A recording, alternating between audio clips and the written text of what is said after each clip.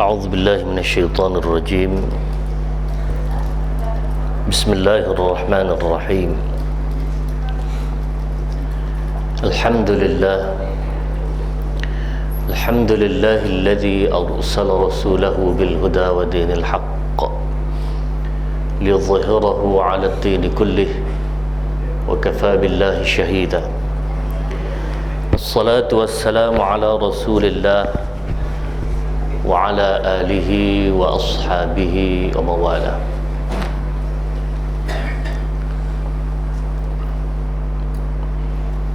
Tuan Pengerusi Majlis dan Surau, Tuan Imam, barisan para AJK,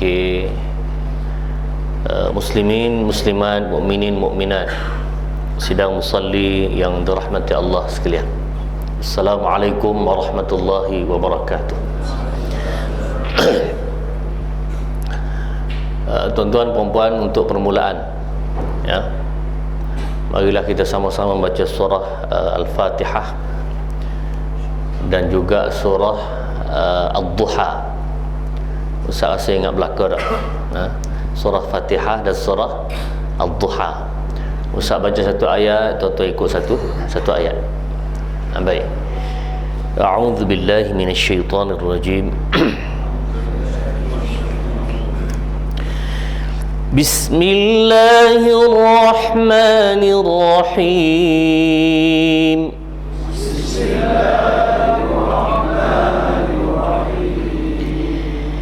Alhamdulillahi rabbil alamin.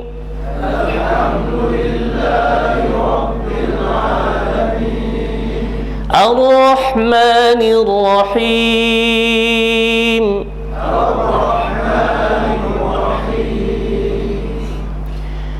Maliki yaumiddin.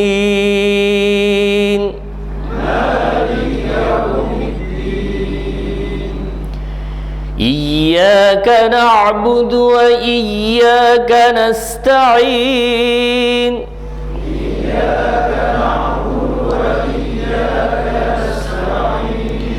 اهدنا الصراط المستقيم.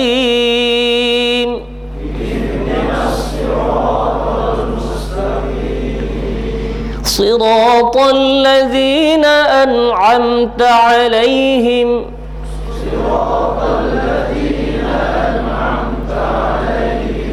غير المغضوب عليهم ولا الضالين.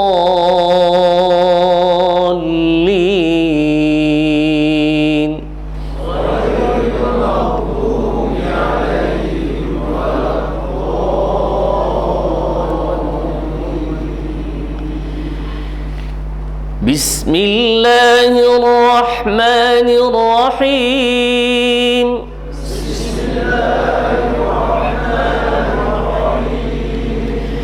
والضحى والليل إذا سجى.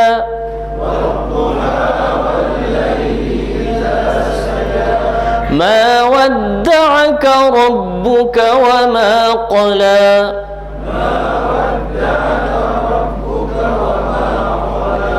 وللآخرة خير لك من الأولى.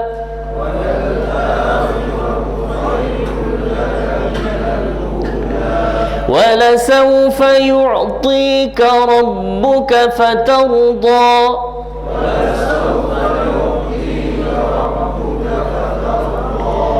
ألم يجدك يتيما فآوى.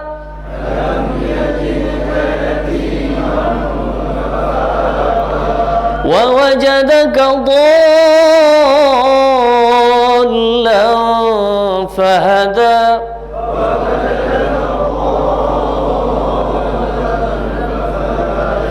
ووجدك عائلا فأغنى.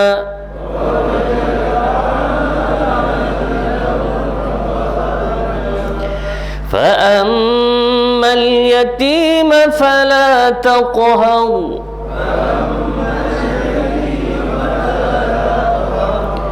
وأما السائل فلا تنهر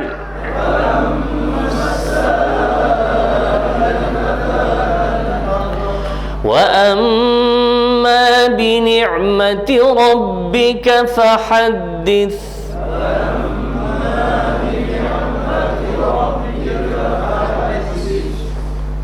Sadaqallahul azim. Itu dia tuan-tuan, puan-puan, muslimin muslimat rahmati Allah sekalian. Alhamdulillah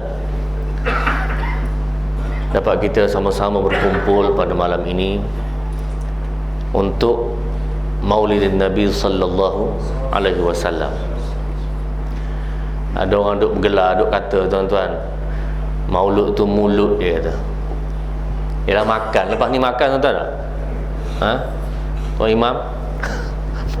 Ha? Makan kambing ke kita malam ni? Kalau kambing kena panjang sikit. Muslimin muslimat sidang jemaah dirahmati Allah sekalian. Sambutan yang kita buat ini dibuat bukan hanya di sini, ya, malahan di setiap daerah, di setiap masjid, di setiap negeri, di setiap negara, bahkan seluruh dunia menyambutnya Maulidin Nabi sallallahu alaihi wasallam.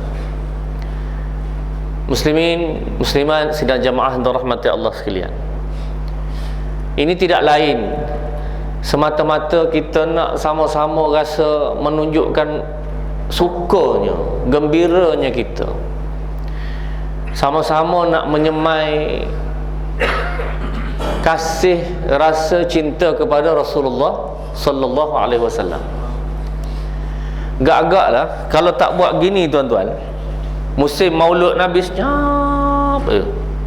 Jangan siapa-siapa cakap, TV pun tak cakap, radio pun tak cakap, internet pun tak masuk dalam WhatsApp kita tuan-tuan. Agak-agak tahu tak kelahiran Nabi sallallahu alaihi wasallam? Agak-agak lah. Oh, rasa tak tahu dah. Jadi tuan-tuan, oleh kerana perkara ini kita nak jadikan satu cara, satu kaedah. Memanglah kalau di orang kata Rasulullah tak pernah buat birthday dia sendiri, betul tidak tuan-tuan? Betul. Sahabat pun tak pernah buat. Tabi'in tak pernah buat. Salafus salih 300 tahun pertama tak pernah buat.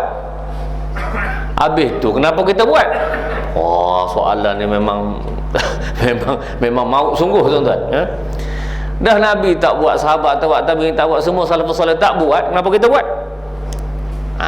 Baik tuan-tuan. Tuan-tuan muslimat rahmati Allah sekalian, sebenarnya soalan sebegini ni ustaz rasa sebenarnya bosan dah. Berkali-kali, bertahun-tahun ulang lagu sama. Buatlah lagu lain pula. Nah, cukuplah lagu sama tu. Kita dah jawab pun bertahun-tahun lepas dah jawab tuan-tuan. Jadi musim maulud ni akan masuklah dalam kita punya WhatsApp kita, Facebook kita, masuklah semua sekali dah. Cerita tentang maulud ini sebenarnya bid'ah. Maulid ini sebenarnya bid'ah katanya. Tuan-tuan, muslim rahmati Allah sekalian, bid'ah tu tang mana je jadi bid'ah tu? Kat mana jadi bid'ah tu? Tu Nabi tak buat, sahabat tak buat, tabi'in tak buat. Kalau baik la sabaquna ilaih. Kalau baik benda ini tak, dan kita dia dah buat dah. Nabi buat, sahabat buat, tabi'in dah buat awal lagi dah. Apa sahaja kita buat? Macam merangkap kita lah soalan tersebut tuan-tuan. Allahumma tuan-tuan muslimat rahmat Allah sekalian. Ustaz nak tanya satu dua soalan mudah sajalah. Tuan-tuan pegang soalan ni, tolong tanya. Kalau orang cakap banyak begini tuan-tuan, tolong tanya dia. Nombor satu, kita kira kat Mekah lah. Kat Mekah ni tak ada lah. Kalau kira golongan ikut sunnah sungguh, Mekah lah tak? Nah, golongan yang pegang sungguh kepada sunnah Nabi kita Mekah lah. Lain payah dah tak? Mekah lah. Baik tuan-tuan, mula-mula sekali tuan-tuan, Ustaz baru saja balik daripada umrah, bawa jemaah lebih kurang lah tuan-tuan, ya. Kalau tuan-tuan berada di Mekah, saya yakin sebahagian tuan-tuan memang dah pernah pergi haji dan umrah, betul kan? Tak tanya pun tak apalah, memang tahu tuan-tuan sebahagian ni. Sebab kalau musim-musim cuti sekolah je ni tuan-tuan, Orang Malaysia ni puluhan ribu yang pergi buat umrah. Bukan ribu, puluh ribu. Allahumma, ramai sungguh. Jadi mungkin di kalangan tuan-tuan begitu juga. Tuan-tuan perasan tak, apabila kita semayang di Masjidil Haram atau Masjid Nabawi, imam dia Allahu Akbar, ada Bilal kat belakang tu, Allahu Akbar. Perasan tak suara tu? Dipanggil apa tu? Panggil muballigh. Nah, muballigh masuk penyampai suara itu kepada orang belakang. Sebenarnya dah sampai pun, imam tu pakai mic pun, tak perlu buat pun tak apa. Baik, sekarang Ustaz nak tanya, ambil mana benda tu? Muballigh tu ambil kat mana? Dia kata, oh, itu Rasulullah ada buat. Bila? Rasulullah buat tu semasa baginda sallallahu alaihi wasallam sakit, uzur pada masa tu, hujung usia. Rasulullah nak sembahyang. Bila nak sembahyang, maka Abu Bakar pun datang dekat dengan Nabi. Rasulullah Allahu Akbar, Abu Bakar pun kuat Allahu Akbar. Tujuan apa tuan-tuan? Nak sampaikan suara itu kepada orang belakang. Ini dia tuan-tuan. Tujuannya nak sampai kepada suara orang belakang, supaya orang dengar. Baik, itu masa Rasulullah sakit, munasabah lah kan, sebab Rasulullah sakit. Ada tak baginda buat pada masa sihat? Itu soalan nak tanya. Ada tak masa sihat? Tak ada, tak jumpa. Habis kenapa buat? Tu nak padan dengan soalan tadi lah. Kalau benda ni baik, tentu dah dibuat oleh Rasulullah semasa sihat dah. Kalau benda ni baik, tentu dah dibuat semasa zaman sahabat, zaman tabi'in. Kalau benda ni baik, la sabaquna ilaih, tentu mereka dah mendahului kita. Dan kita mereka dah buat lah. Kan sama alasan tu tak? Jadi dia ulang benda sama tuan-tuan. Letih kita tak? Jadi tuan-tuan, itu satu. Yang kedua, Ustaz nak jawab ringkas lah. Tuan-tuan ambil ni. Satu, iaitu yang berkenaan muballigh tadi satu. Sebenarnya Ustaz memang terganggu sungguh. Tuan-tuan, Imam Masjidil Haram, Masjid Nabawi itu, dia punya mic punyalah berjuta harga dia. Dia berbisik pun dengar. Usahakan Allahu Akbar tu, berbisik pun dia dengar. Habis seluruh Mekah tu dengar. Kalau kita duduk dalam hotel, dengar TV lagi tuan-tuan, TV boleh dengar lagi. Maknanya kuatnya mic itu boleh masuk dalam salurannya apa? Yang betul. Jadi apa keperluan muballigh tu? Tak ada keperluan. Hatta mufti, bekas mufti Saudi sendiri, bin Baz, Syekh bin Baz tak setuju. Mufti kata tak setuju, dia buat juga. Tak?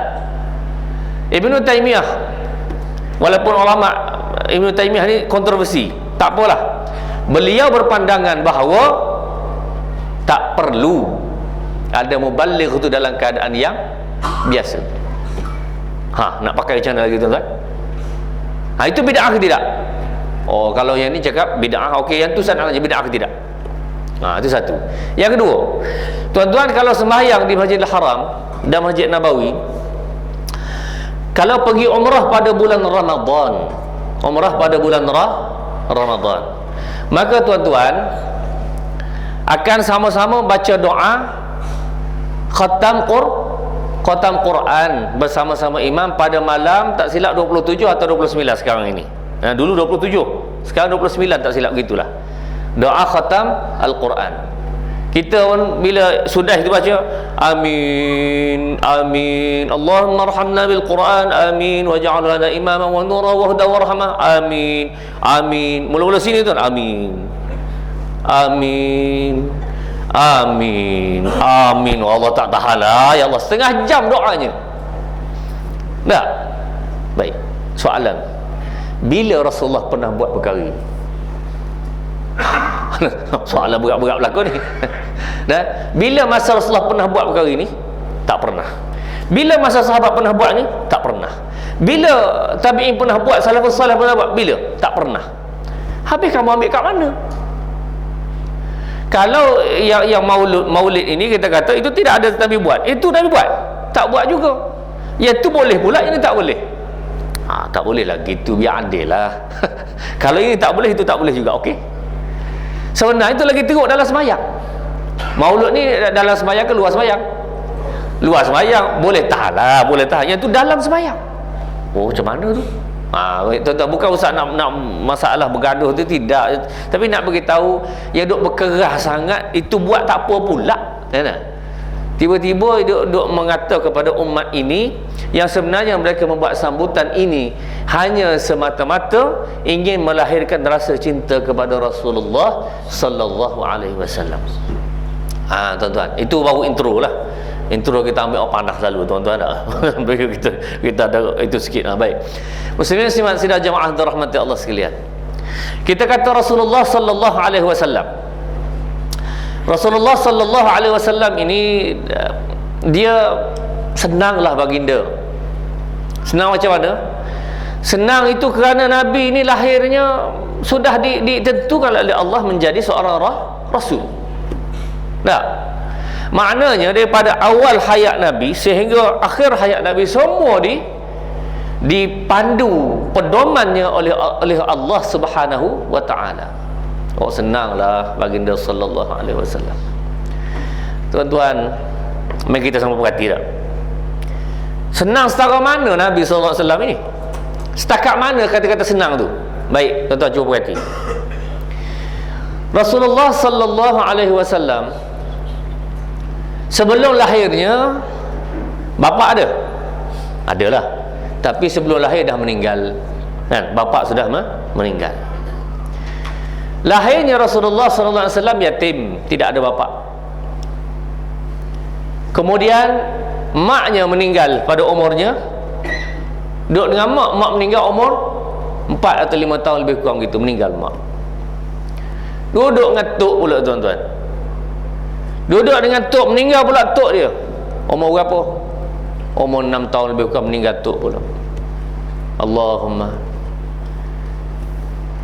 Habis itu duduk pula dengan pak saudara Abu Talib. Tuan-tuan muslim simak rahmati Allah sekalian. Abu Talib ini bapa saudara yang memberikan segala-gala keperluan Nabi sallallahu alaihi wasallam. Hatta dalam mempertahankan Nabi ketika dakwahnya Nabi sallallahu alaihi wasallam, mempertahankan habis-habisan. Sebab tu Rasulullah menangis amat sangat, sedih amat sangat apabila Abu Talib ini meninggal tanpa dapat mengucap la ilaha illallah Muhammadur Rasulullah.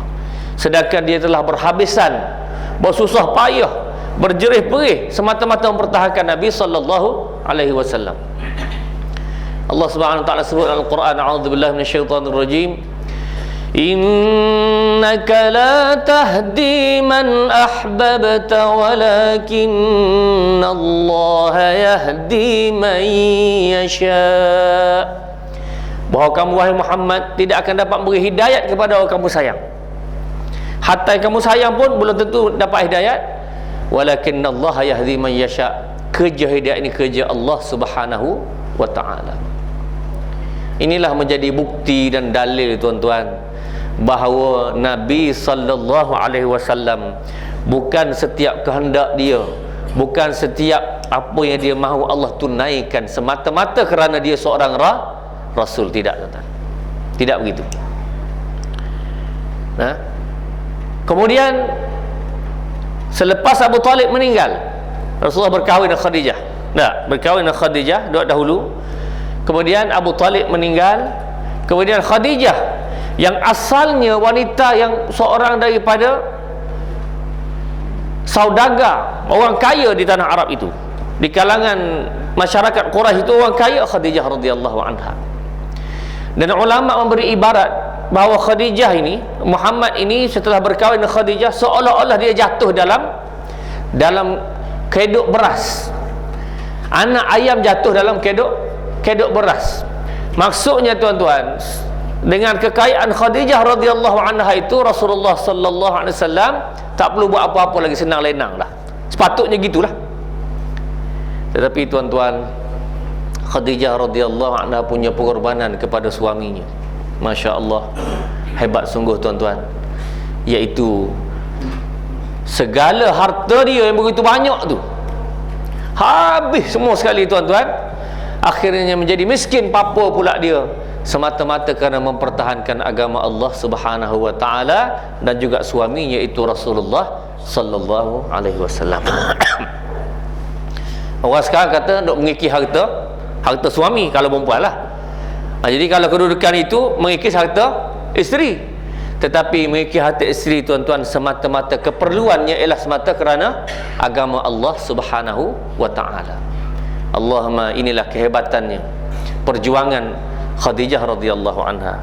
Sebab itulah semasa Rasulullah sallallahu alaihi wasallam menyebutkan tentang kelebihan Khadijah di depan Aisyah, Aisyah pun kata apa? Lebih kurang makna dalam hadis tersebut, kata Aisyah, sudahlah, kamu sudah digantikan Bikr.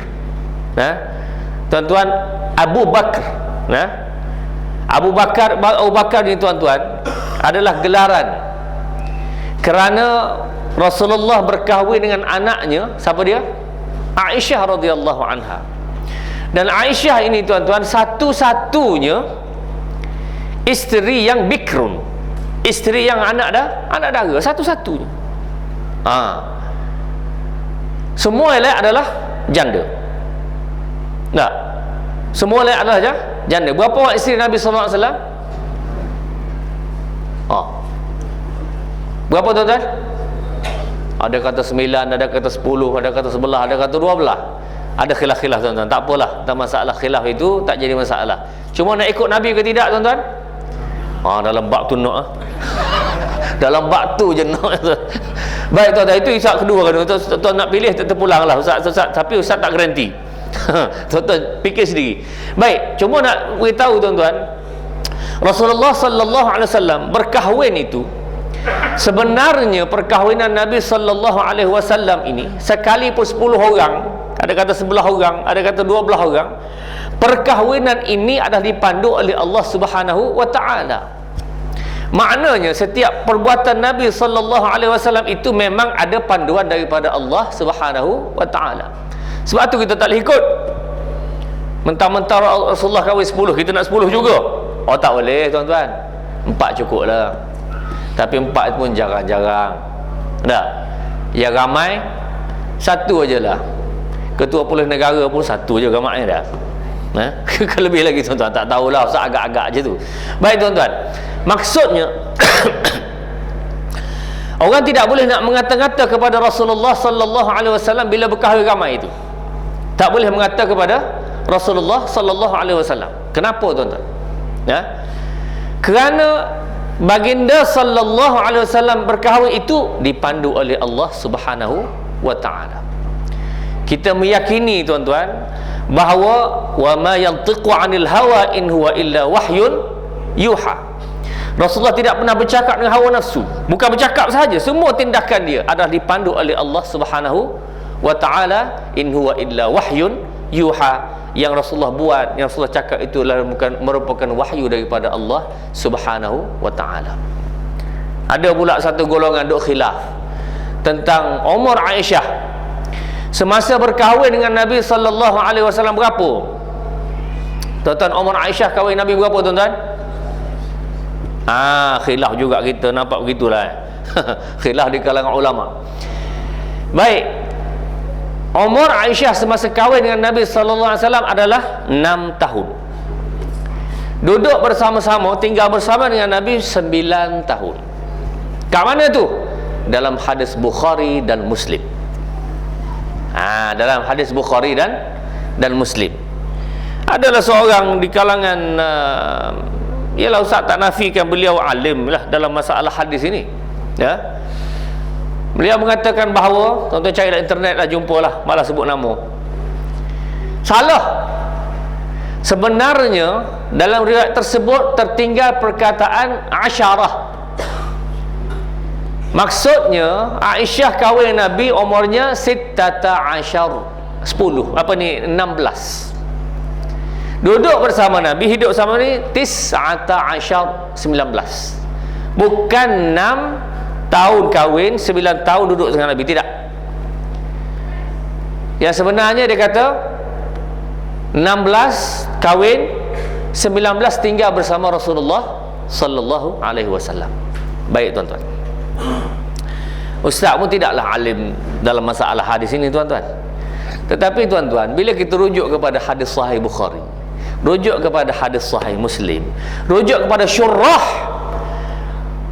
ulama-ulama yang mensyarahkan hadis sahih Bukhari Muslim ini, semua kata benda yang sama. Ibnu Hajar Asqalani juga mengata benda yang sama. Ini yang paling besar dalam mensyarahkan hadis Bukhari, namanya Ibnu Hajar Asqalani. Tetap kata 6 tahun. Kemudian tinggal 9 tahun. Dia kata tak, itu jatuh. Dalam tulisannya terjatuh. Masya Allah tuan-tuan. Kalau ulama-ulama besar ini mengatakan demikian, ya, setuju dengan pandangan dalam hadis sahih Bukhari dan Muslim itu, tiba-tiba ada seorang yang baru hidup zaman kita ni tuan-tuan mengatakan itu salah. Nak terima yang mana agak-agak tuan-tuan? Agak-agak nak terima mana? Ustaz dengan semudah-mudahnya Ustaz kata bahawa Ustaz tak boleh terima pandangan terpencil ini, kena terima pandangan ulama ramai tu yang kata bahawa 9 tahun. Tiba-tiba nak pakai alasan, dia beri alasannya. Dia kata ada 24 alasan. Oh, banyak alasannya. 24 alasan mengatakan hadis Bukhari itu salah. Apa alasannya? Antara. Saya sebutkan. Salah satu alasan diberi ialah, kalaulah kita katakan bahawa Rasulullah berkahwin pada umur 6 tahun, tinggal bersama Aisyah umur 9 tahun, maknanya Rasulullah ni gila ke budak. Yang istilah sekarang ni panggil apa? Pedofil apa? Tuan-tuan cari sendirilah. Istilah orang dewasa tapi dia berkenan kepada budak perempuan. Orang akan tuduh Nabi begitu. Oh, itu takut nak dituduhnya begitu. Baik, itu salah satu alasan dia. Ustaz jawab. Ini jawapan mudah je. Tuan-tuan, kalaulah kita takut orang tuduh Nabi itu gila ke budak, kenapa tak kata pula Rasulullah berkahwin 10 tu tak gila perempuan? Minta maaf tuan-tuan, Ustaz sebut ini bukan nak sebut nak balas balik. Kalau itu nak dikatakan gila ke budak, kenapa tak kata yang 10 tu? Kahwin 10 tu tak gila perempuan? Tak. Allahumma tuan-tuan. Jadi alasan tu benda yang tak masuk akal. Mak tok nenek kita tuan-tuan, mak ayah kita zaman kita dulu, tahun kita kata 50-an, 40-an dulu. Bukan tu, zaman 60-an, 70-an pun ramai. Berapa umur kahwin mereka? Muda-muda kan? Ustaz pernah dengar 10 tahun, 9 tahun kahwin. Ustaz pernah dengar perkara itu, tok nenek kita ceritalah. Maknanya bukan benda pelik sangat pun. Tak? Zaman dulu, zaman tak ada internet, zaman tak ada kerja banyak, duduk di kampung pun semua. Kalau zaman yang sebegitu dahulu, zaman dulu lagi, Allahumma, perkara biasa. Jadi apa masalahnya nak mempertikaikan perkara seperti itu? Allahumma tuan-tuan. Jadi kebetulan kita masuk dalam bab Nabi SAW ini, perlunya memperbetulkan perkara seperti ini. Mentang-mentanglah belajar hadis, kemudian dia seorang buat pandangan seperti itu. Kono-kono dia jumpa, walhal pada hakikatnya ulama yang lepas, yang dahulu kala itu telah bersetuju bahawa perkahwinan antara Nabi SAW adalah pada umur 6 tahun dan hidup bersama pada umur 9 tahun. Ustaz tidak akan tinggalkan ulama-ulama lepas itu semata-mata kerana ada pandangan yang baru ini. Tak, mustahil kita nak terima. Tak boleh, tak masuk akal. Allahumma tuan-tuan. Jadi tuan-tuan, Rasulullah SAW sambung. Bila Khadijah radhiyallahu anha meninggal, ya, maka Nabi SAW cukup sedih dengan kematian Khadijah radhiyallahu anha. Anak Rasulullah SAW sama Khadijah ada berapa orang? Berapa orang tuan-tuan? Ada 6 orang. Satu lagi 7 orangnya, iaitu anak ketujuhnya adalah bersama Maryah Qibtiyah. Yang ketujuh, 7 orang anak semua sekali. Siapa nama anak Nabi? Allah, Ustaz tak boleh nak ingat nama anak Nabi. Boleh ingat tuan-tuan? Mari kita berlagu lah ni. Anak-anak Nabi 7-nya orang, 3 laki-laki 4 perempuan. Sambung. Qasim, Abdullah, Ibrahim, Fatimah, Zainab, Ummi Kalsum, Siti Ruqiyah. Ada 7 orang. Dan tuan-tuan, tak cukup dengan segala kematian yang Rasulullah sallallahu alaihi wasallam mati belaka kali keluarga Nabi tak? Ayah mati, mak mati, tok mati, pak saudara mati, isteri mati, anak lelaki 3 orang mati belaka. Qasim, Abdullah, Ibrahim mati belaka, kecil belaka. Kata para ulama tidak lebih daripada umur lebih kurang 2 tahun meninggal belaka anak Nabi. Sehingga kaum Quraisy menuduh Nabi sallallahu alaihi wasallam Muhammad ini terputus keturunan, tidak ada keturunan. Kenapa? Kerana mati anak lelaki. Allah jawab balik, inna syani'aka huwal abtar. Sesungguhnya ya Muhammad, orang membenci kamu itulah abtar, itulah terputus dia punya keturunan yang sebenar, terputus rahmatnya, terputus segala-gala kebaikannya dengan sebab membenci kamu ya Muhammad. Dan keturunan Nabi sallallahu alaihi wasallam dari anak perempuan itu banyak. Banyak cabang-cabang yang begitulah sampai sekarang, walaupun ramai yang mengatakan Said dan semua itu, wallahu taala alam. Yang pentingnya tuan-tuan, masih ada keturunan Nabi sallallahu alaihi wasallam sampai ke hari ini. Tuan-tuan, agak-agaknya cuba sebutkan satu contoh, satu orang yang menghadapi susah payah macam Nabi sallallahu alaihi wasallam ini, mati belaka. Boleh tak? Mudah tak kita ambil satu orang tunjuk ini contoh ya seperti mana Rasulullah? Ada ke tidak tuan-tuan? Payah kan? Nak cari ayah mati, mak mati, tok mati, pak dara mati, bini mati, anak lelaki mati belaka. Tak? Nak cari macam ni ada ke tidak tuan-tuan? Jarang. Itulah dia Muhammad sallallahu alaihi wasallam. Yang kita kata mudah tadi jadi Nabi, tidak mudah tuan-tuan jadi Nabi. Tak? Masya Allah. Itulah dia Rasulullah sallallahu alaihi wasallam. Tuan-tuan, kalau tuan-tuan pergi Mekah, pergi umrah, tuan-tuan perhatilah macam mana begitu sekali bukit ya yang Rasulullah sallallahu alaihi wasallam panjat, ya, yang Rasulullah bersembunyi di dalamnya. Gua Hira tu tempat turunnya wahyu. Jabal Thawr pula tempat yang mana Rasulullah bersembunyi ketika dalam perjalanan hijrah. Tuan-tuan, muslim-muslimat dan rahmat Allah sekalian, sebelum peristiwa hijrah, Rasulullah sallallahu alaihi wasallam telah diangkat ke langit, betul? Sebelum hijrah, betul diangkat ke langit lebih kurang pada tahun 11 hijrah gitu. 11 hijrah pula. 11 tahun kenabian berada di Mekah, maka Rasulullah diangkat ke langit Isra dan Mi'raj. Baik tuan-tuan, semasa Isra dan Mi'raj Rasulullah naik apa? Borak, semua tahu, naik borak. Borak ini binatang yang digambarkan Nabi sallallahu alaihi wasallam, binatang seperti kalda yang ada sayap apa semua. Orang pun lukislah tuan-tuan binatang macam tak payahlah tuan-tuan. Kita tak tahu hakikat yang sebenar. Itu gambaran Nabi sallallahu alaihi wasallam supaya manusia dekat faham sikit apa benda yang Rasulullah naik itu. Baik. Jadi taklah sampai kena lukis letak dalam rumah apa semua, tak payahlah. Itu semua tak tahu hakikat yang sebenar. Baik. Bila Rasulullah dah naik burak, soalan saya nak tanya, kenapa Rasulullah tidak minta perkara yang sama semasa hijrah? Tak? Bukankah senang orang tu nak bunuh Nabi sallallahu alaihi wasallam, betul kan? Nak bunuh Nabi sallallahu alaihi wasallam. Wa idh yamkuru bika alladhina kafaru liyuthbituka aw yaqtuluka aw yukhrijuk. Ketika mereka membuat komplot, sama ada nak biarkan Nabi hidup di Mekah ataupun nak bunuh ataupun nak halau keluar. Pada ketika itulah Allah Subhanahu wa taala menyuruh Rasulullah sallallahu alaihi wasallam berhijrah, perintah hijrah. Bukankah senang tuan-tuan? Rasulullah pun duk, ya Allah, tolonglah bagi burak tu balik ya Allah. Aku nak naik burak ya Allah, senang pergi Madinah. Tak boleh ke tuan-tuan? Tak. Boleh kan? Tak. Bolehlah minta begitu. Kenapa Rasulullah tak minta? Kenapa? Tak. Benda senang ada, pasal duk pilih naik bukit tu, bukit tu, menyusahkan aja. Allahumma ta'ala, ini saya nak jawab tuan-tuan. Ya. Bahawa Nabi sallallahu alaihi wasallam sekalipun dia adalah seorang rasul, tetapi Rasulullah tetap manusia biasa.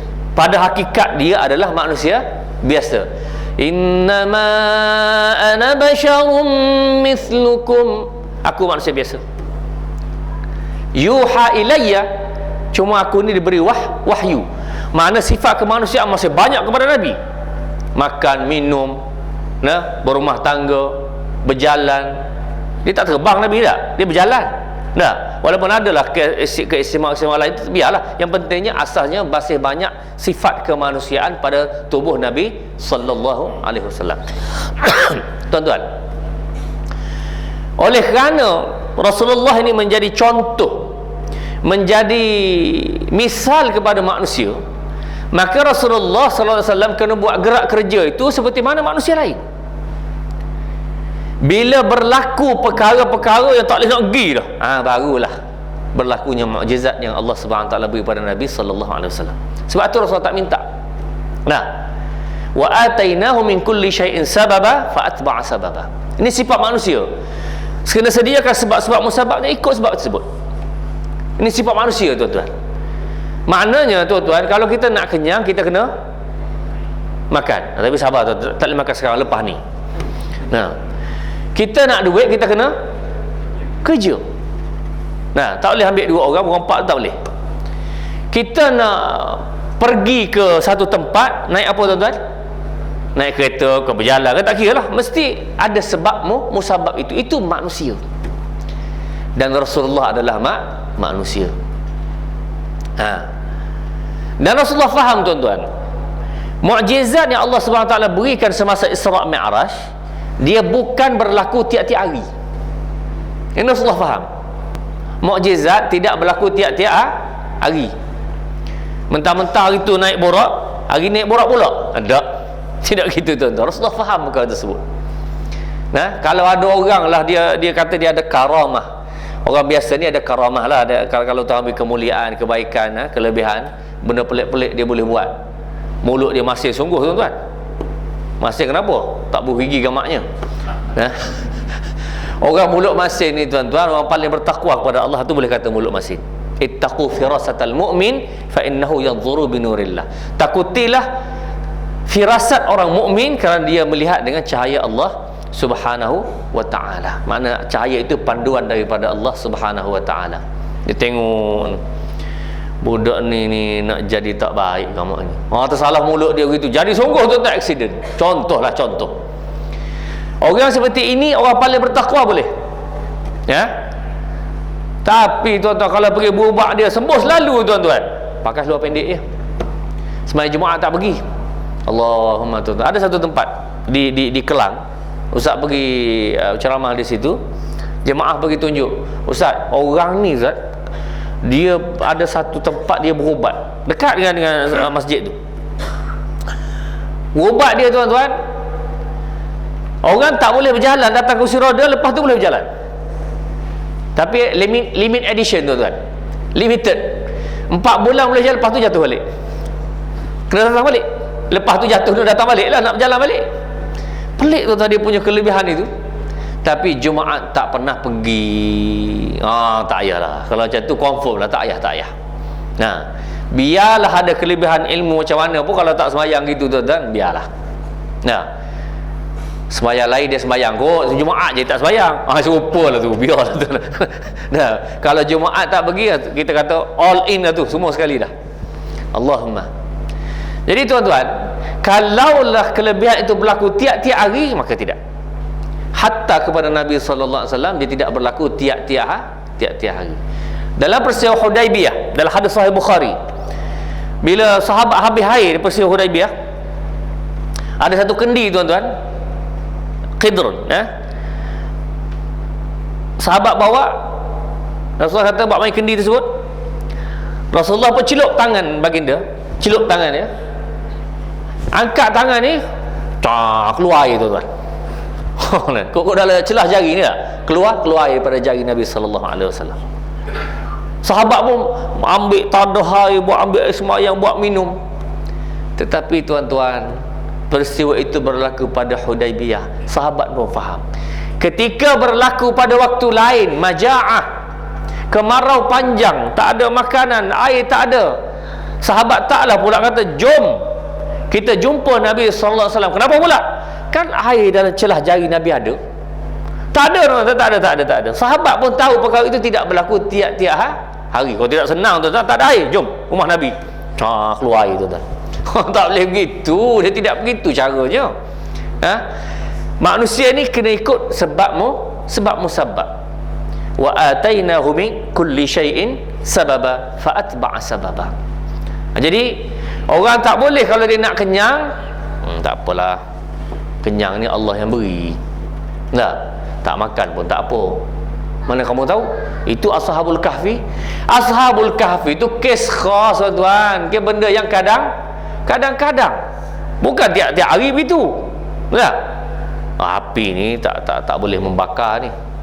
Betul lah, api tak boleh membakar, Allah yang membakar, itu betul. Tetapi tuan-tuan, dia pun tengok kisah Nabi Ibrahim.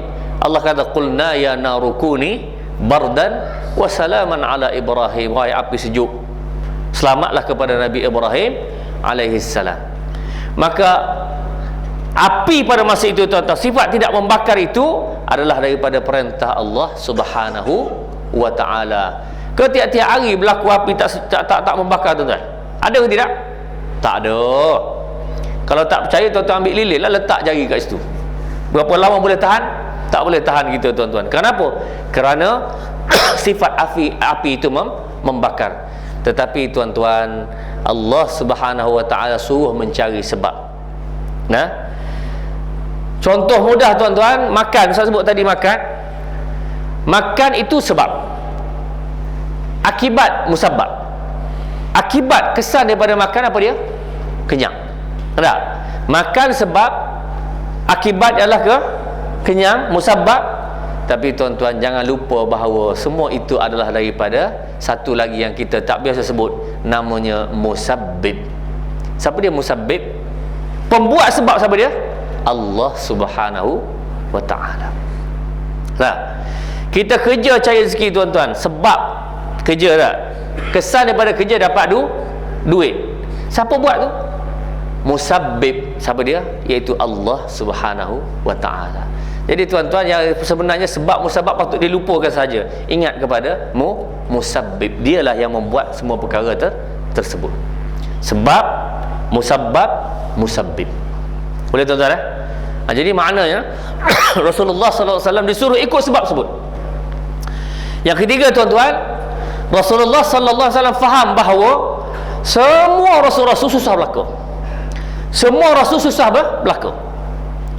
Tuan-tuan cuba sebutkan rasul yang menjadi raja, menjadi sultan. Berapa orang?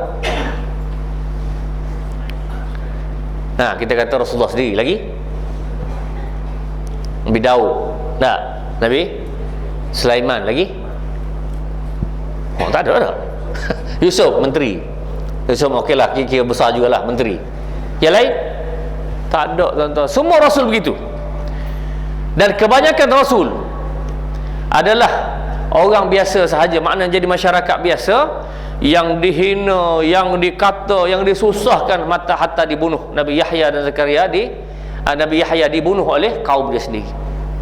Dan kaum yang bunuh ni tuan-tuan, kaum tak adalah yang paling ramai sekali lahir di kalangan mereka Nabi, adalah Bani Israel. Dan paling ramai membunuh Nabi adalah Bani Israel. Itulah dia Yahudi. Allahumma tuan-tuan. Ada orang pula buat alasan, Ustaz, Yahudi ni ada baik ada jahat. Ada baik ada jahat. La ilaha illallah tuan-tuan. Dalam ayat umum, maksud baik dan jahat ni kita terima kalau dia tidak menentang kita. Okey, tak apalah. Okeylah, kita pun tidak nak bunuh dia kalau dia tak menentang kita. Tapi duk bunuh Farisi itu confirm jahat. Confirm jahat. Senang-senang pula kita duk bergambar dengan dia, buat baik dengan dia. La ilaha illallah. Tidak begitu tuan-tuan. Tidak begitu. Kenapa? Kerana sudah ditetapkan walan tarda ankal yahud walan nasara hatta tattabi'a millatahum. Mereka tidak akan redha. Lafaz umum. Lafaz umum ini iaitu tidak akan redha Yahudi dan Nasara sehingga mereka ikut, sehingga kita ikut agama mereka. Yahudi dan Nasara tidak akan redha kepada orang Islam sehingga kita ikut agama mereka. Dan itulah yang berlaku sekarang. Allahumma tuan-tuan. Jadi baginda sallallahu alaihi wasallam disuruh ikut sebab dan musabab itu, barulah berlakunya peristiwa hijrah. Sebab itulah baginda sallallahu alaihi wasallam tak minta. Tak minta apa dia? Tak minta borak. yang telah Allah Subhanahu wa taala beri dalam peristiwa Isra dan Mi'raj. Muslim simak rahmat Allah sekalian. Baru ini nak faham betul-betul ni, baru ini ada satu orang hebat jugalah. Nama Ustaz tak nak sebutlah, tuan-tuan cari sendirilah. Kenyataan dia sebutnya ialah, ini nak sebut yang dia sebut je, salah dari sudut dia sebut tu je. Dia kata Allah Subhanahu wa taala tak suruh semua orang peluk Islam. Ini kenyataan dia. Tuan-tuan cari internet lah, jumpalah. Tapi Ustaz tak nak beritahu nama. Allah tak suruh semua orang peluk Islam. Kita dengar. Jadi Ustaz pun nak jawab terus pun takut internet ni kan banyak salah. Tak? Internet ni tuan-tuan segala-gala ada dalam tu. Benda baik pun ada, benda jahat lagi banyak. Tak? Tiap-tiap hari duk masuk tak ada siapa boleh menapis internet. Tuan-tuan muslim-muslimat rahmat Allah sekalian, tuan-tuan tahu tak nama ulama yang paling hebat pada zaman abad ini? Ulama yang tahu segala-galanya atas muka dunia sekarang, siapa dia? Namanya ialah sahibus samahah Google. Tanyalah apa-apa tu dia jawab berlaku. Betul? Ada tak tuan pernah sekali tuan tanya dia tak jawab? Ada? Oh tak ada tu, jawab belaka. Betul salah? Tak tahulah, haram apa dia tak tahu dah. Tapi dia jawab belaka tuan-tuan. Adalah sekali tak jawab. Itu pun offline. Bil Unify tak bayar. Allahumma tuan-tuan. Dia jawab belaka.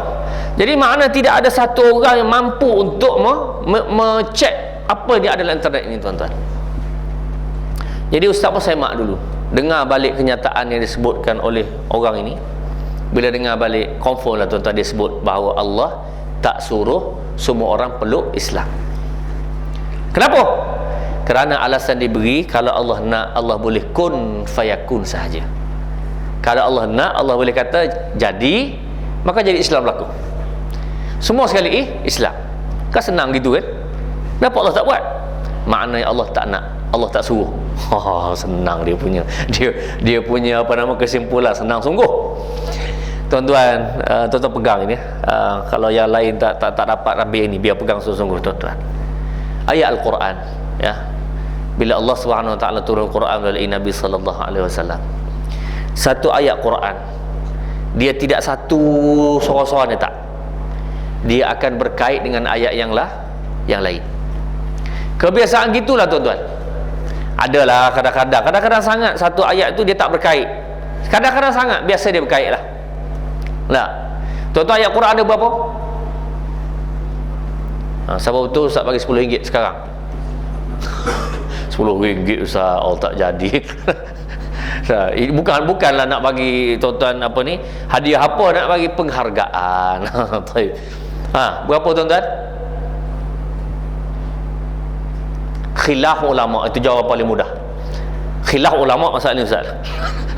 Jumlahnya wallahu alam. Baik tuan-tuan, Ustaz tanya, Ustaz jawablah. Jumlah ayat Al-Quran ialah 6,666, iaitu pandangan lemah.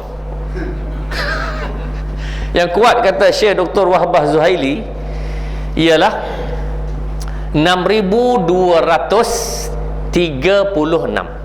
6236. Esok tuan-tuan beli motor kereta, tuan-tuan tempah nombor ini, tak accident. Jangan percaya pula, sabar dulu. Maksud Ustaz untuk ingat nombor ayat Quran. Jadi kalau buat begitu insya-Allah dapat pahala. Sebab buat begitu insya-Allah mudah-mudahan tak accident lah. Dia harap begitu dah. Jadi tak ada jaminan tak accident tu. Cuma nak beritahu mudah untuk ingat ayat Quran 6236. Okey, apa sekarang tuan-tuan? Dalam 6,236 ayat ni tuan-tuan, dia akan berkait satu sama lain ayat ni, berkait-kait. Tuan-tuan, contoh mudah. Ayat Quran, "Wa man kana fi hadhihi a'ma fa huwa fil akhirati a'ma wa adallu sabila." Siapa-siapa buta atas muka dunia, butalah juga di akhirat, dan sesat dah jalan dia. Kesian orang buta. Nah, kenapa? Dah lah buta atas dunia, akhirat buta pula, tuan-tuan. Betul tak makna tu? Betul tak? Makna secara literal, makna bahasa betul, makna bahasa. Tapi maksud betul? Tak betul. Mana tahu tak betul? Ayat lain. Qala rabbi lima hasyartani a'ma. Ya Allah, kenapa kamu bangkit aku buta? Wa qad kuntu basira. Sedangkan atas muka dunia dulu aku celik. Qala kadzalika atatka ayatuna. Ini kerana bila aku beri ayat pada kamu, kamu lupa, fanasitaha. Wa kadzalikal yauma tunsa. Pada hari ini kamu dilupakan oleh Allah Subhanahu wa taala. Maknanya tuan-tuan, buta tadi buta apa? Assalamualaikum. Buta tadi maksud buta apa? Buta mata hati. Bukan buta mata celik ni kan, mata lendir tu tidak. Yang itu kalau orang buta atas muka dunia, insya-Allah akhirat tak buta tu. Kenapa? Dia tidak ada dosa mata. Kita ni celik tuan-tuan, segala-gala kita tengok, Allahumma ta'ala, yang ni bahaya. Kena minta ampun dengan Allah Subhanahu Wa Taala banyak-banyak tuan-tuan, kerana maksiat mata banyak orang celik tuan-tuan. Tak kira siapa lah, semua sekali ustaz, tuan-tuan semua masuklah ke. Tak. Tetapi maksud ayat tadi adalah buta mata hati, maka di akhirat akan buta mata yang sebenar di hadapan Allah Subhanahu Wa Taala. Kat mana tahu? Kerana ayat tersebut berkait dengan ayat yang lain. Samalah juga tuan-tuan. Ustaz nak ulah kun fayakun tadi. Tak, kun fayakun. Kalau nak guna kun fayakun senang. Tak. Kenapa lah Allah duk susahkan Rasulullah SAW? Kun fayakun aja hijrah ke Madinah, senang. Tak, senang. Kemudian kenapa lah duk biar rohiyah disembelih? Kun fayakun, jangan bagi orang kafir itu buat begitu kepada orang Islam. Tak, Bashar duk sembelih di Syria tu, di Aleppo. Tuan-tuan, lepas ini marilah sama-sama kita renung. Sebenarnya antara peristiwa yang berlaku di Aleppo, di Halab, di apa semua di Syria itu adalah antara lain termasuk di dalam tanda-tanda kiamat. Dalam hadis sahih Muslim, ini hadis sahih Muslim. La taqumus sa'ah. Tidak akan berlaku hari kiamat. Hatta yanzilur Rum, sehingga Rum itu masuk ke dalam Al-A'maq dan Dabiq. A'maq dan Dabiq ni tuan-tuan, tempatnya di Syria. Nama dulu. Nah, tidak akan berlaku kiamat sehingganya Rom ni kita kata golongan Kristian lah. Golongan Kristian yang akan masuk menyerang kawasan nama A'maq dan Dabiq, menguasai di sana. Dan kata Imam Nawawi rahimahullahu taala, tempat itu adalah qarib min Halab. Halab tuan-tuan perkataan di Syria ni ada tempat nama Halab. Qarib min Halab, hampir tempat dengan Halab. Itulah yang disebut sebagai Aleppo sekarang ni tuan-tuan. Jadi ustaz pun tak tahulah sama ada itu sekarangkah maksud sebenar hadis tersebut. Tetapi antara tanda dekatnya hari kiamat, dekat sungguh, ialah berlakunya peperangan dan penaklukan terhadap Syria itu sendiri tuan-tuan. Allahumma. Jadi kita pun rasa Masya Allah, macam mana keadaan kita akhir ini tuan-tuan. Dalam hadis yang lain tuan-tuan, satu hadis tuan-tuan sila rujuk lepas ini. Ustaz sebut je dulu, tuan-tuan rujuk lepas ini. Dalam hadis sahih Muslim juga, walaupun ada khilaf ulama, tapi ramai ulama mengatakan hadis ini benar. Maksud benarnya ialah Dajjal sudah lahir, sudah ada sejak zaman Nabi sallallahu alaihi wasallam. Kat mana dapat tu? Dalam hadis sahih Muslim. Ulama ada khilaf tentang bila berlaku perkara ini, tetapi sudah disebutkan dalam hadis sahih Muslim. Hadis sahih Muslim, selesai hadis sahih. Tamim Ad-Dari rahimahullah ta'ala berlayar, lebih kurang 30 orang bersamanya berlayar di lambung ombaknya apa semua. Maka dia terdampar satu pulau. Lalu bila naik ke pulau ini, dia masuk ke dalam pulau, dia jumpa, hadis Jassasah dia panggil, panjang cerita hadis ini, tapi dia jumpa satu dabah, satu makhluk besar. Bila jumpa makhluk ini, boleh bercakap. Bila dia bercakap tuan-tuan, antara soalan yang ditanya, saya ambil satu soalan, ada berapa soalan? Satu soalannya kaifa bi Buhairah Tabariyah, bagaimana keadaan, katanya orang besar ini tuan-tuan, ya, binatang besar ini, apa hal dia kata dengan satu tasik ataupun laut namanya Tabariyah. Nama dulu tasik ini tuan-tuan ataupun laut ini, nama dulu ialah Tiberias, nama dulu. Nama sekarang ialah Galilee, di tengah kawasan Israel, menjadi sumber air. Maka kata Tamim Ad-Dari, an ayyi syai'in tastakhbir, kamu nak tanya apa? An ma'iha, katanya binatang ini, bukan binatang, makhluk ini, dia kata an ma'iha, iaitu tentang airnya. Dia kata kathir, banyak air, masih banyak. Katanya makhluk ini, yushiku an yadhhab, kamu tunggulah, tak lama lagi dia akan kering.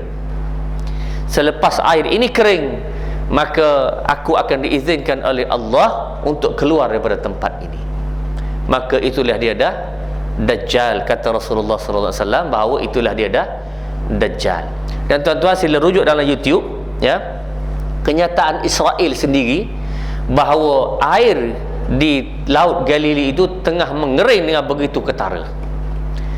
Mengambil masa hanya beberapa tahun daripada sekarang, air itu akan kering sepenuhnya. Kalau mengikut inci yang dia turun tu, kalau itulah keadaan berlaku, beberapa tahun daripada sekarang dia akan mengering sepenuhnya. Kata Dajjal tadi, iaitu selepas kering aku boleh keluar. Allahumma, tuan-tuan, macam mana agak-agak kita tuan-tuan, dengan Aleppo yang berlakunya, dengan apa ni, tasik laut Galilee yang mengeringnya. Allahumma, tuan-tuan, tidak lain tidak bukan hanya cara untuk kita selamat tuan-tuan, iaitu kita sama-sama kembali kepada apa dia? Kembali kepada perintah Allah dan sunnahnya Rasulullah sallallahu alaihi wasallam. Orang seperti ini kalau Dajjal keluar, dia mati pun tak apa tuan-tuan. Mati insya-Allah dia selamat di hadapan Allah Subhanahu wa taala nanti. Syarat apa dia tadi tuan-tuan? Syaratnya dia ikut segala perintah Allah, tinggal segala larangan Allah, mengikut sunnahnya Rasulullah sallallahu alaihi wasallam. Jadi tuan-tuan, itulah intipati perbincangan kita pada malam ini. Tapi soalan tadi tak jawab. Kalau tak jawab panjang lagi tuan-tuan. Soalan yang tadi, betulkah ya Allah SWT tak suruh peluk Islam ni semua sekali? Jawapannya salah, tak betul. Kenapa? Kerana banyak ayat lain berkaitnya. Kenapa? Yang pertama sekali tuan-tuan, wa man yabtaghi ghairal islami dinan falan yuqbala minhu wa huwa fil akhirati minal khasirin. Siapa-siapa pilih selain pada Islam, maka Allah tidak terima agama tersebut, dan di akhirat dia akan rugi selama-lamanya. Ini jaminan Allah Subhanahu wa taala.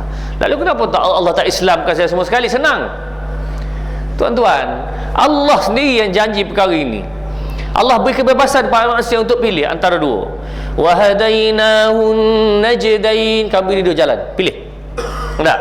Fa'alhamaha fujuraha wa taqwaha. Dalam jiwa manusia boleh ada satu detikkan, ada satu kehendak, iaitu nak buat baik boleh, buat jahat boleh. Tuan-tuan, sekejap lagi kita nak sembahyang Isyak kan? Boleh tak? Tuan-tuan ada kekuatan tak untuk tidak sembahyang Isyak? Ada kekuatan tidak? Assalamualaikum. Tak ada. Katakanlah ada orang dalam surau ni tak nak sembahyang Isyak, boleh tidak? Boleh, makna ada kekuatan lah, ada kekuatan. Siapa-siapa yang Allah Subhanahu wa taala beri akal yang waras, kekuatan yang betul, ya, maka tuan-tuan, orang seperti ini dia ada hurriyah, ada kebebasan. Allah beri pilih.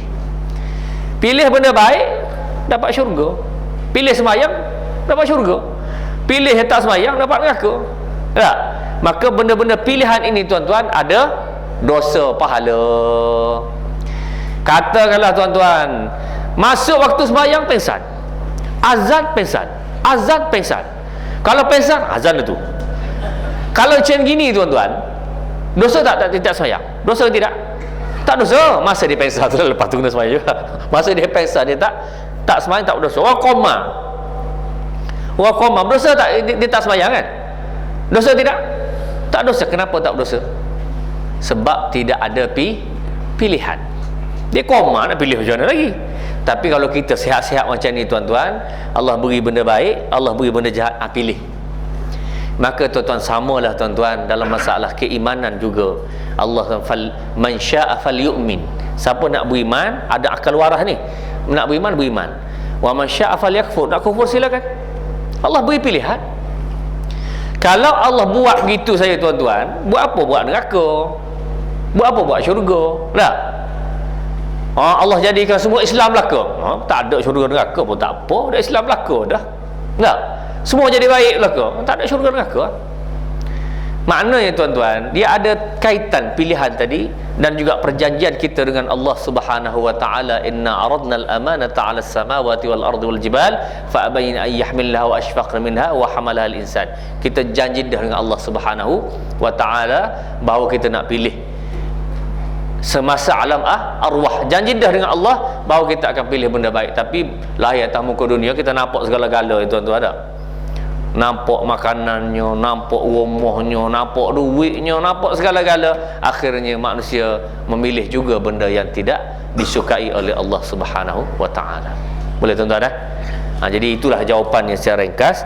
Jadi kita tak boleh kata bahawa Allah Subhanahu wa taala tidak suruh orang peluk Islam, bahkan Allah menyuruhnya dan Allah menghendaki demikian, tetapi Allah tetap memberi pilihan kepada manusia.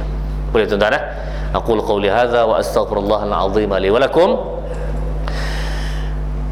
Semoga-moga tuan-tuan Allah Subhanahu wa taala beri kebaikan. Pencerahan-pencerahan ini akan menyebabkan kita makin dekat dengan agama Allah dan memahami sunnah Rasulullah sallallahu alaihi wasallam. Saya ucap terima kasih kepada pihak masjid, pihak surau yang menjemput, dan mudah-mudahan tuan-tuan program-program yang ada di rumah Allah ini, di surau ini teruskan, dan tuan-tuan datanglah. Dengan sebab pencerahan, orang yang cakap macam tu tadi tuan-tuan, punca besarnya ialah dia tak mengaji, dia tak pernah main masjid. Ustaz kata begitu kenapa? Kalau dia mari tuan-tuan, dia dengar orang ceramah, orang mengajar, lain tuan-tuan jadi ceritanya. Tak pernah dengar pun. Dia baca ayat satu, dia tak nampak dah kaitan dengan ayat yang lain, yang 6,000 ayat lain itu dia tak nampak, dia hanya nampak yang itu sahaja. Jadi akhirnya dia salah faham tentang agama Allah Subhanahu wa taala. Jadi tuan-tuan, cukup saya ni. Aqul qouli hadza wa astaghfirullahal azim li wa lakum. Wassalamualaikum warahmatullahi wabarakatuh. Kembali kepada tamu kursi.